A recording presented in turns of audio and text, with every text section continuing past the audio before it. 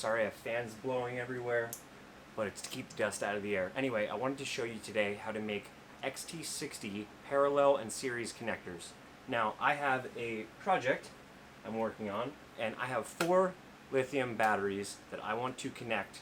I want to connect 2 of them in parallel, the other 2 in parallel, and then I want to connect those 2 packs in series. So I'm doubling the amperage here, I'm doubling the amperage here.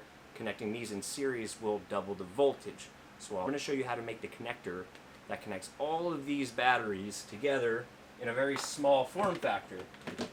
People make these battery connectors like so, and they will solder, 14 gauge solid core wire to them and keep them really tight and clean, and then put an output XT60 like that on there.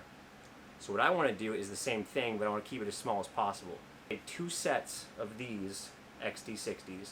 I'll wire these in parallel, and then I'll flip-flop it like so, and I'll wire my output XT60 connector, the male output connector, to a series connection. So this battery will only be able to be used in series. Now, this is what a series connector looks like. Positive side of one, strung that into the negative side of the other. So positive input here goes to the negative input there, and then now your positive output is the positive side of that, your negative output is the negative side of that. 2 batteries going here, makes them come in series, and this is your output cable. So it's not that difficult. It seems hard, but the connector I'm going to make is a lot smaller. It's not going to have these wires exposed. They're just kind of cumbersome, and I want to keep it tight. So I'll have basically just one more of these on each side with the single output going in. So let me show you how I accomplish that.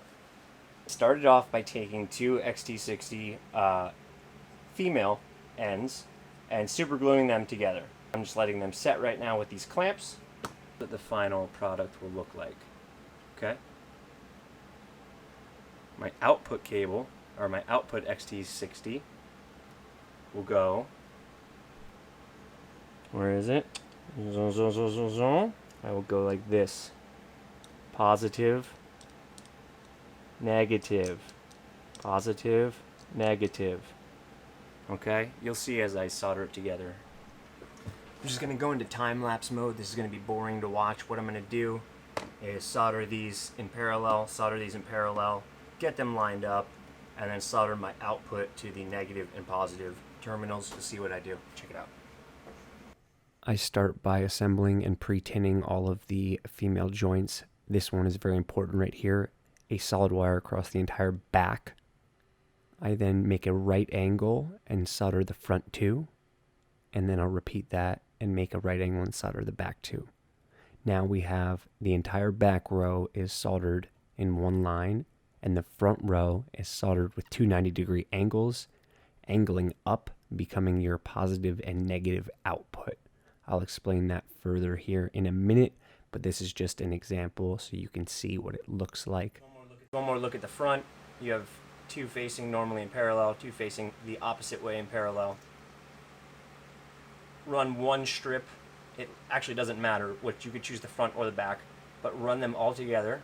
And on the other side, run 2 out, and then you will see the positive side here, the negative side there.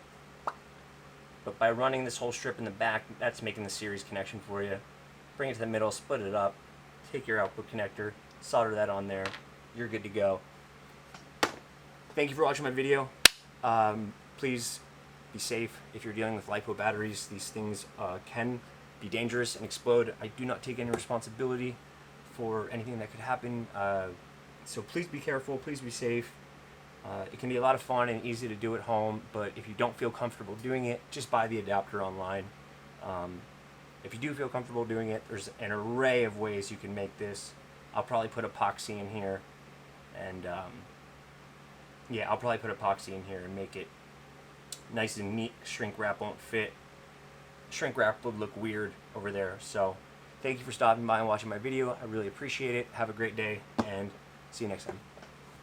And I made this video strictly because really quickly because I went online to look this up, and all I could find was people making these connectors in parallel.